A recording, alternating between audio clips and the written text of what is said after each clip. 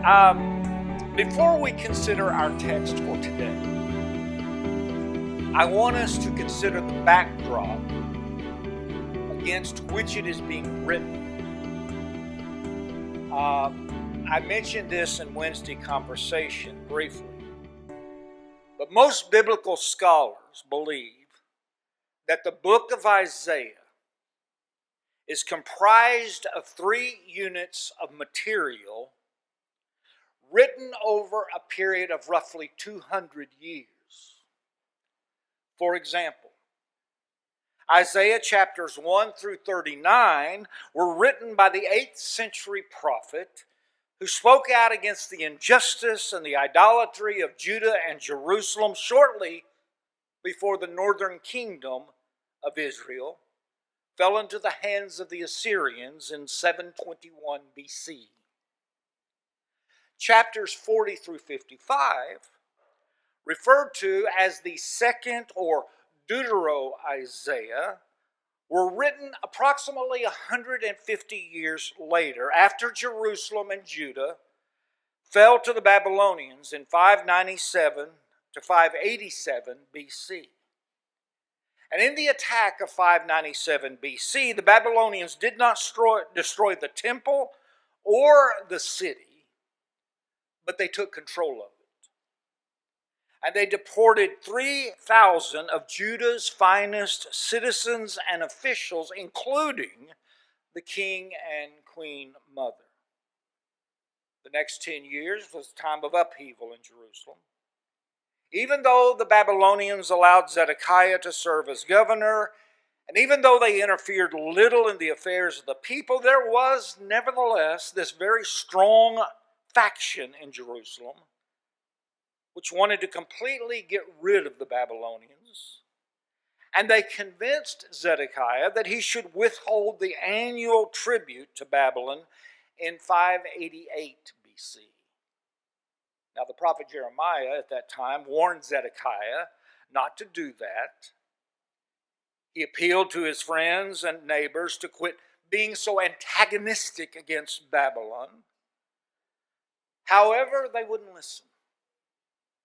And as a result, they paid a very high price for their stubbornness. And you may be saying, well, what kind of price did they pay? Well, Nebuchadnezzar sent his army to Jerusalem to destroy the city. The beloved temple, along with most homes and businesses, were destroyed, and thousands of more citizens were taken into captivity. Life as they had known it was never going to be the same.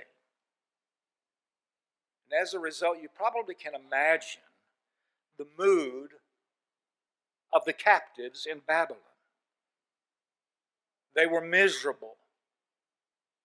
Despair and hopelessness among the Jewish people was running rampant. And it was in this context that the prophet of 2nd Isaiah spoke from among the exiles in Babylon about God's plan to use their suffering to teach the homesick Jews about life and about faith. Isaiah chapters 56 through 66, commonly referred to as 3rd Isaiah, were written after Persia, under the command of Cyrus, overthrew the Babylonians in 539 BC and released the captives in order that they might return home to Jerusalem. And it's our reading for today's text that comes in that section of material. Isaiah chapter 62. We're going to read the first 5 verses of that chapter, in which it says, "For Zion's sake I will not keep silent, for Jerusalem's sake I will not remain quiet, till her vindication shines out like the dawn, her salvation like a blazing torch. The nations will see your vindication, and all kings your glory. And you will be called by a new name that the mouth of the Lord will bestow. You will be a crown of splendor in the Lord's hand, a royal diadem in the hand of your God. No longer will they call you deserted or name your land desolate, but you will be called Hephzibah, and your land Beulah. For the Lord will take delight in you, and your land will be married. As a young man marries a young woman, so will your builders marry you. As a bridegroom rejoices over his bride, so will your God rejoice over you. What we're reading there is the fact that they are being able to return to their homeland. And one would think that after having spent 50 years in exile, 50 years in captivity, that the Israelites would be ecstatic about going home. And I'm certain that most of them were. However, there were those Israelites who were reluctant. Why? Because they had married. They had put down roots. And as a result, they chose to stay in Babylon. And it may very well have been that those who did return wondered if they had made the correct decision, especially after they topped the hill overlooking the city of Jerusalem, because now it was in shambles. The temple lay in ruins, along with their homes and their businesses. In other words, all they had known before was now gone. And their dreams for a better life for their families were now vanishing as well. Which brings me to our question for today. How do you rebuild your life when it has been turned upside down? How do you rebuild your life when everything you thought you needed in order to survive is gone? How do you go on? How do you begin when you think that your life has come to an end? In other words, have you ever felt that level of despair? Have you ever felt that level of hopelessness? I, for one, am extremely grateful that I have never, ever experienced that kind of despair or that kind of hopelessness where it seemed that everything was coming to an end. But I have seen it on the faces, and I've heard it in the voices of plenty of people who've been in that position. You see, I have seen it on the faces and heard it in the voices of families and friends at funeral homes as they said goodbye to an individual who had been a very vital, loving part of their lives. I have seen it in the faces and heard it in the voices in hospital rooms after someone received the results of a medical test that was very negative. I've seen it on the faces and heard it in the voices of somebody who was filing for divorce or, worse yet, filing for bankruptcy. I've seen it on the face and heard it in the voices of individuals who just for no reason lost their jobs. Listen, the fact is there is no shortage of things which can turn life upside down, leaving you and I feeling hopeless. Now, sometimes it occurs because our bad decisions have finally caught up with us.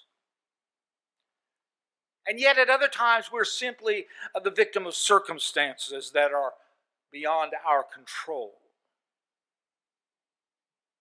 Both were true of the Israelites who lived in Babylon for 50 years, only to return home to a place they no longer recognized.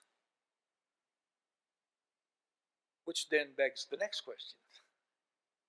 How did the Israelites handle their challenge? How did the Israelites handle their adversity?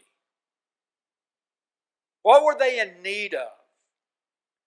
in order that they might somehow begin again? Well, based upon our text, they needed hope and they needed help. And one without the other was going to be insufficient. They needed both. Because together, they could overcome any challenge. So God sent a message through his prophet. Verse 1 of our text, for Zion's sake, I will not keep silent, and for Jerusalem's sake, I will not rest until her vindication shines like the dawn and her salvation like a burning torch.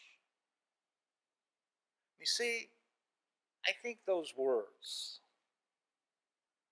reassuring words, comforting words, I think they're words that express not only the sentiment of God, but the sentiment of the prophet as well. Because both of them are making a strong commitment to the returning exiles to help them rebuild their homes and their lives.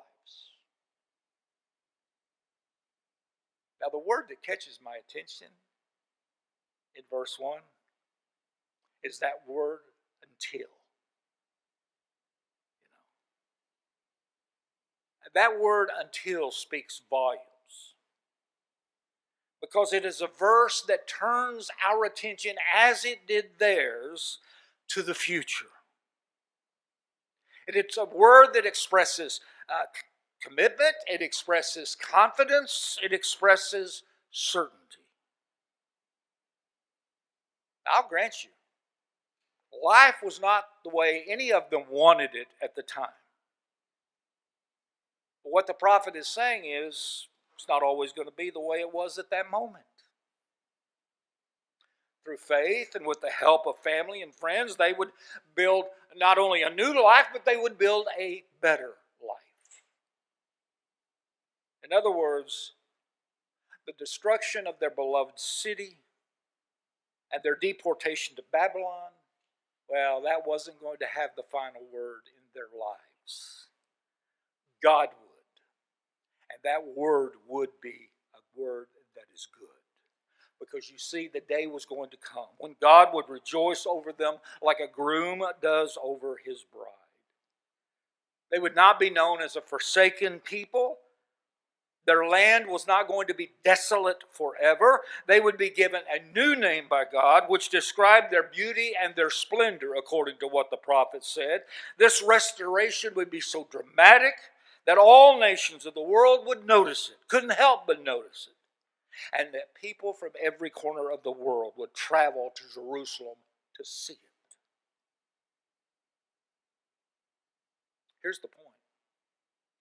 The reconstruction of any life begins with visions and dreams of a better life. It begins with a vision and dream of better days in the future. Let me give you this promise.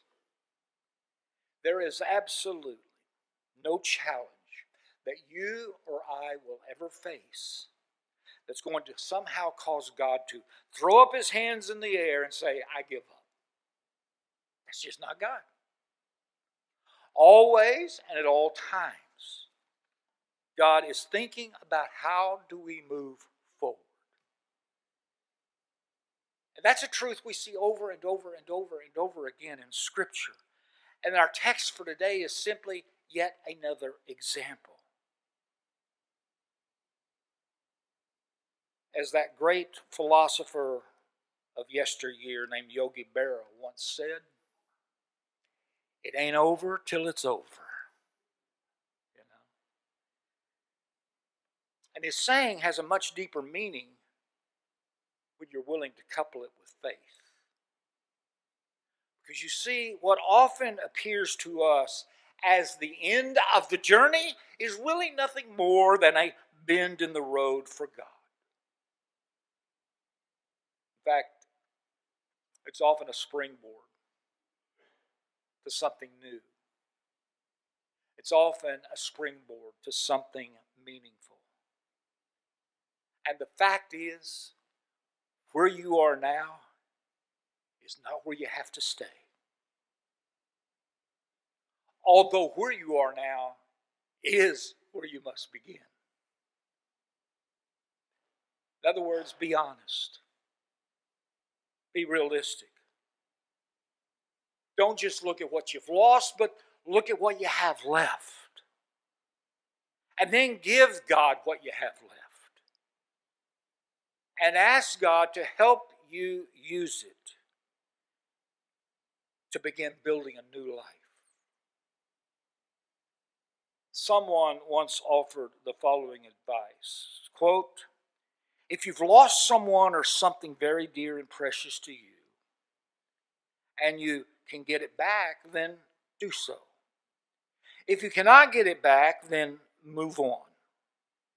Don't live in the past or roll in pity and lose everything else that you have. End quote.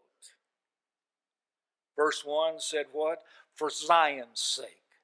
I will not keep silent for Jerusalem's sake. I will not rest until her vindication shines like the dawn, her salvation like a burning torch. I wonder this morning, how many are within the sound of my voice, either present in the sanctuary or joining us online? But I can't help but wonder how many of us need to hear that word until. Until. I mean, who is there within the sound of my voice that needs an infusion of faith, an infusion of hope? Who is there within the sound of my voice that needs to catch just a glimpse of a new and better life? Who's listening this morning within the sound of my voice who needs to know that where they are now is not where they have to stay? If you're one of them, then I hope you can hear this message and ask God into your heart, letting Him join you on your journey forward. Because I can assure you that God wants to walk alongside you, just as He did with those who were in exile. But there's another question. For those who can hear me this morning, who needs you to be their prophet? Delivering this message of God. Who needs you to walk alongside them as they seek to rebuild their life? Who needs your companionship? Who needs your advice? Who needs your guidance? Who needs your encouragement? In short, who needs you to roll up your sleeve, get your hands dirty, saying to them, I will not keep silent or rest until you have rebuilt your life?